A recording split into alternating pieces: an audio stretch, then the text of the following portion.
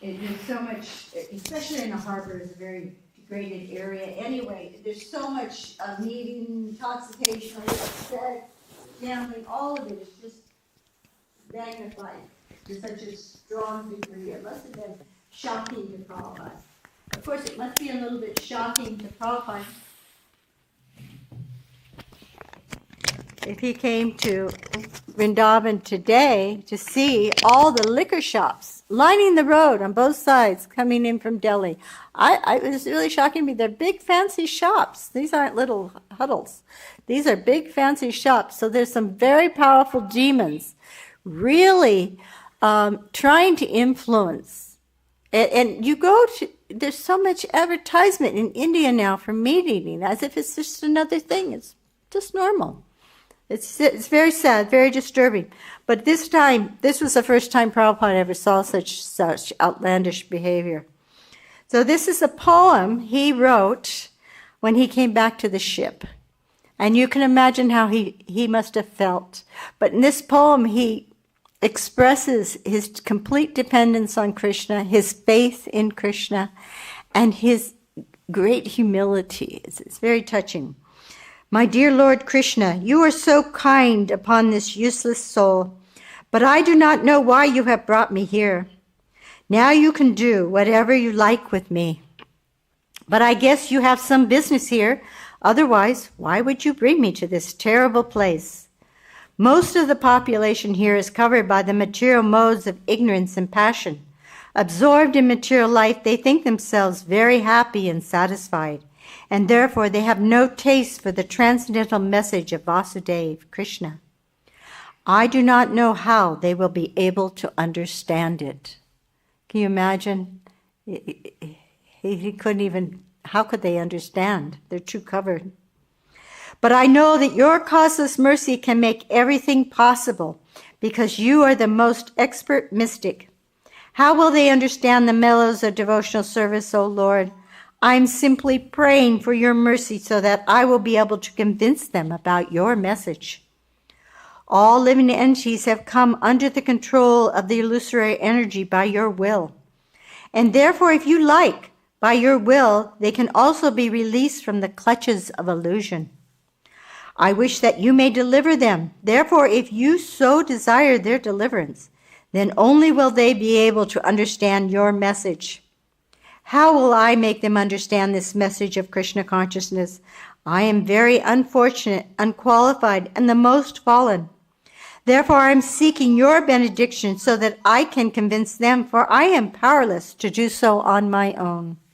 Somehow or other, O Lord, you have brought me here to speak about you. Now, my Lord, it is up to you to make me a success or failure as you like. He was not attached to the results. O spiritual master of all the worlds, I can simply repeat your message. So if you like, you can make my power of speaking suitable for their understanding. Only by your causeless mercy will my words become pure.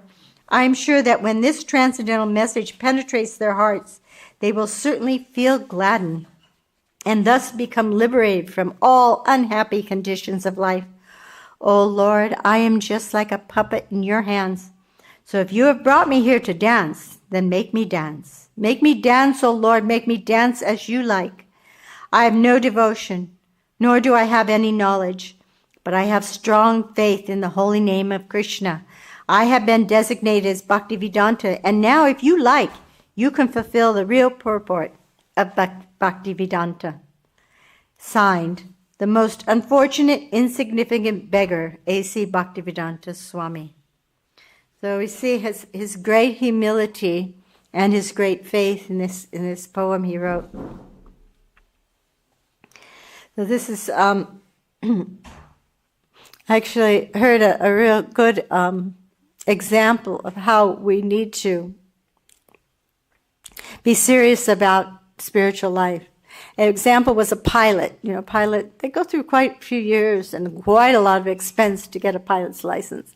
And so a pilot, you know, as a plane is, once the door shuts and they start taxiing off to the runway, as the plane goes faster and faster, then it's able to take off.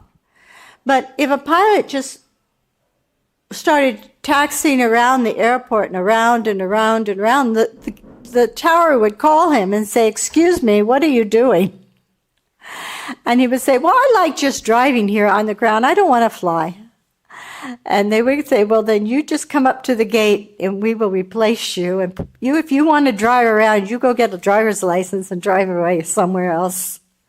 So it's like that. We've come to this human form of life. We have this license to go back home, back to Godhead. So we need to take advantage of it and not just continue enjoying our senses like the animals do. So there's also this beautiful quote from the Taittiriya Charitamrita. Krishna says, "If one engages in my transcendental loving service, but at the same time wants the opulence of material enjoyment, he is very, very foolish. Since I am very intelligent, why should I give the full material propensity? Instead, I shall induce him to take the nectar of the shelter of my lotus feet and make him forget illusory material enjoyment." And in the Srimad Bhagavatam, in the 11th canto, 14-15, Krishna accepts the jnani as his own self, but the Lord considers his pure devotee greater than his own self. "My dear Uddhava, neither Lord Brahma, Lord Shiva, Lord Shankarshan, the goddess of fortune, nor indeed my own self are as dear to me as you are." And then this was a comment Srila Prabhupada made in 1968 in New York on this lecture, on this verse. He says, "Now this research work about the science of God has to be prosecuted for several births. After birth, bahūnāṁ janmanām ante. After many births, God realization is very easy, but at the same time, it is very difficult. Easy for them who accept it as the truth, and those who are trying to understand by dint of his knowledge, advancement of knowledge, he has to create his faith after he finishes his research work. Then that takes many, many births. So any intelligent man can do it immediately if one understands that ultimately I will have to surrender to the Supreme Lord. And the Supreme Lord is here, personally speaking Bhagavad Gita. So why not surrender immediately? If ultimately, after many, many births, I have come to this point to surrender, so why should I take so much trouble for many births? Why not immediately? So if we take up this principle, this intelligence, then God is realized in 1 second. But if you don't, then you go on with research work for many, many, many births." So it's kind of interesting because when Srila Prabhupada lectured, oftentimes I got this feeling that there was this intensity about how we needed to take this very seriously and get out this birth, this life, not come back again. And his feeling was to get out this lifetime and take as many souls with us as we can. So that's our responsibility and our duty in this life. I have one dear God sister, she's left, but she was a great book distributor. And once she was on a morning walk with Srila Prabhupada, and I think she wanted some attention from him. So she called out behind him, "Oh, Srila Prabhupada, I'll come back birth after birth to distribute your books." And Prabhupada stopped walking. He turned around and he pointed his cane right at her. And he said, "Don't ever wish to come back to this material world." So the mood was, this is no place for a gentleman. It's time to get out. So Krishna gave 4 reasons. 4 reasons why people, previous verses, he gave 4 reasons why people come to this movement. You know, there are those who are looking for knowledge, those who are material prosperity, those who are after the absolute truth, and those who are in distress. And all of us may have had a combination of those reasons, or maybe one of those reasons, somehow or another, that brought us to Krishna consciousness. But as time goes on, those reasons should actually mature. And our reasoning should no longer be on that platform. It should be more just please the Supreme Lord, and the spiritual master. So we need to see that our motivations have changed and become more sweeter, more devotional. It was there's another sweet story about Prabhupada in Boston one time. They had an old van and everybody could fit in it, which they did. And Prabhupada one time, he gathered everybody up, put them in the van, and he directed the driver. And the way he went, it was like nobody knew this route, and they didn't know where they were going. It was a surprise. But when Prabhupada, he took them to the Boston Harbor. And then they got out, and he walked over, and there was this big building that had the words unalloyed steel. And he pointed at the unalloyed. And he said, that's the type of devotional service we want. It is with no other desire but to please the Lord. So, know for certain, Krishna will help us purify our desires and avoid the distractions. Because there are so many distractions. Devotees, we get distracted by astrology, by medicine, so many things. I've had friends who are so into astrology, they won't leave their house some days because they're afraid the stars are not in proper order. I don't know. And in LA, this is kind of funny. There was this doctor who was treating a lot of the devotees and giving them really austere diets and such. And there was this one devotee who she was going to him, and before you know it, she was in a wheelchair, and she was certain she was dying. He told her she was dying. So she went to see Prabhupada. And she told Prabhupada, I'm dying. This doctor told me I'm dying, and I'm dying. So Prabhupada, he took her pulse and did the Ayurvedic thing. And he was very quiet for a long time. And then he looked at her and he says, no, you're not. You're fine. So she gets up out of her wheelchair. I'm fine. She's up and down the street walking, going, I'm healthy, I'm not sick. So we have to be careful of the influences out there.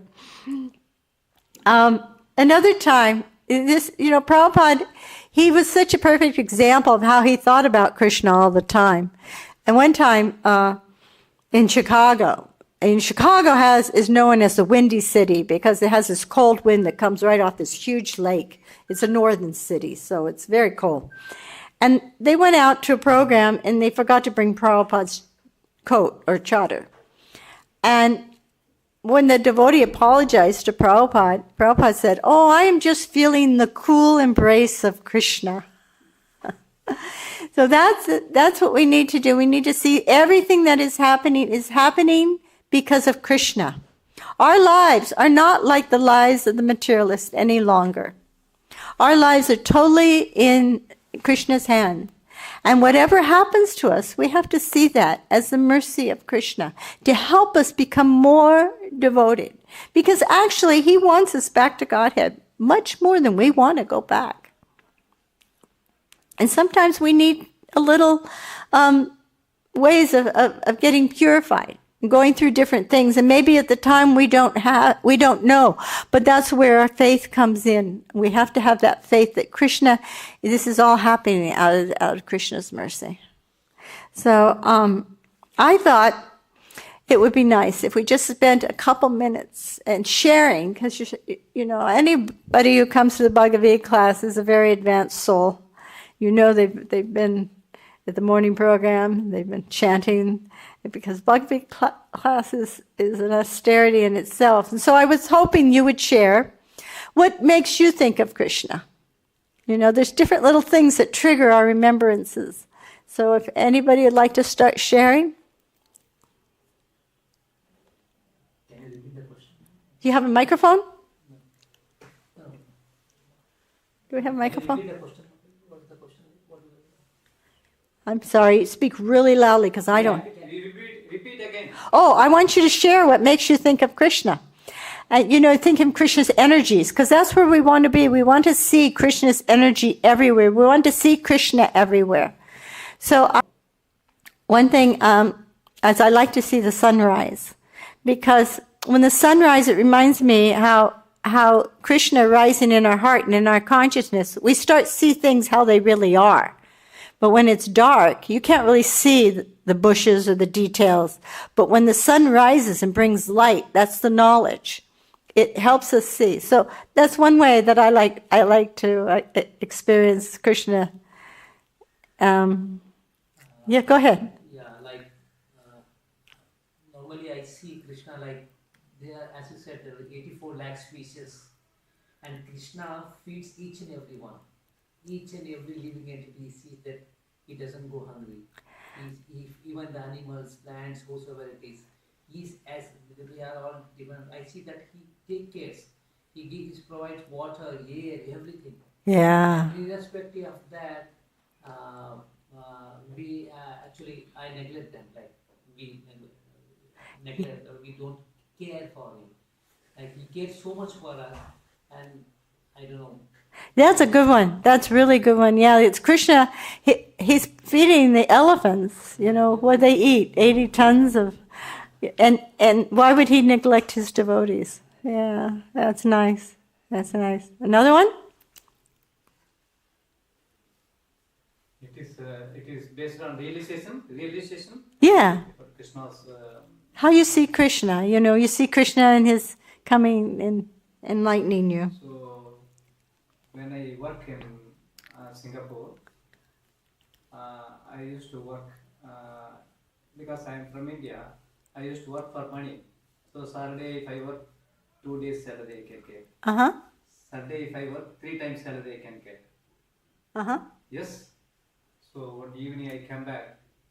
I have no time to cook. I am very tired. 2 people talking about Krishna. There is a center is there, ISKCON center is there. You can get nice prasadam. They are talking like this. Oh. So when I go, then I ask them address. So when I went there, I see the nice devotees, kirtan, katha, Krishna katha, everything I nicely enjoy. Oh. That time my position is, my going immigrate to Australia, my visa approved. Everything's ready. But after I see this, I cancel compared to India. I don't know, that is Krishna's somehow, Krishna gave me. That's so nice. Yeah, Krishna takes special care of his devotees. It's so nice. Anyone else? Lavangalata? Well, I like to see our deities, and I like to think that I aspire to go to Goloka Vrindavan, so I should be nice to our deities. Oh, how nice. And treat them personally. Yeah, what a blessing Prabhupada's given us, all these deities. And he says we can go and talk to them personally. Tell them our problems.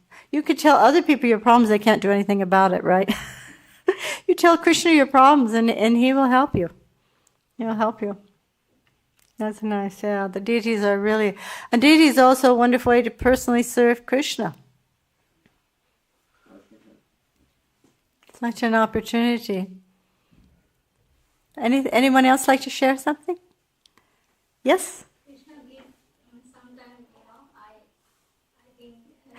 Please speak loudly because I forgot my hearing aids.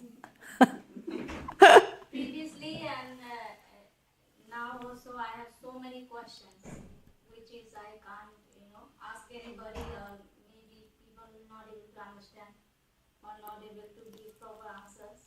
So all these answers I get through devotees or by hearing classes or by reading Shastras, Srila Prabhupada books. So in this way I feel Krishna's presence in my life. That Krishna is giving me all these answers. That's awesome. That's awesome. It's true. The devotees are such a blessing for us to have association with devotees. And that Krishna speaks to us through the devotees. That's beautiful, yes. Yeah, I had a lot of questions before I came to Krishna consciousness too. And it was kind of frustrating because no one had any good answers. It was not until I met Prabhupada. All righty. Any other questions or comments? Yes, Prabhu. Mataji, thanks for the wonderful class. My question is like, did Prabhupada believe in astrology? A little bit, but he didn't base his life on it. He actually warned us that in this age, there aren't any good astrologers. It's very hard. It's actually a very hard science. And Srila Bhaktisiddhanta was an astrologer. He even wrote a book. But he didn't recommend it because, and I've seen it happen, there's many different ways to read astrology, and people can have some misunderstandings, and one person will say one thing, others. So it's not so great to put a lot of emphasis on it. We have to develop our faith. And one more question, like as you were telling, like we have to put bhoga for Krishna, what Krishna likes. Yeah. Normally, but how to understand what Krishna likes? Because normally, because at home there is normally at home whatever children likes or whatever our husband likes, our wife likes, that is the thing which is prepared. Yeah, I think the point I was trying to make was not to make it based on, a lot of sense gratification. It's, Prabhupada gave us a very nice diet, all rice chapatis, and this is a healthy diet. But then also, sometimes people have limitations. The health, Prabhupada wanted us to be healthy and to take care of our health. And some people may have allergies, food allergies, or this problem, that problem, so they have to adjust. But is that we need to be careful about just catering to our senses, because they're always ready to enjoy. The wild horses, right? They want to enjoy. So we just have to be careful of not just catering to them, because it could be a distraction. When we eat too much palatable food, really tasty, opulent food, we eat too much. And then that'll cause disease, it'll cause oversleeping, things like that. So it's better to keep everything as simple. But Krishna, he's so kind. With love and devotion, he'll accept a leaf, some water, some fruit. He accepts so little if there's love and devotion. So that's really where our focus needs to be, is on the love and devotion. And before we do something, I'm doing this out of thinking consciously, I want to give Krishna some love and devotion through this activity, whatever that may be. Okay? Jai.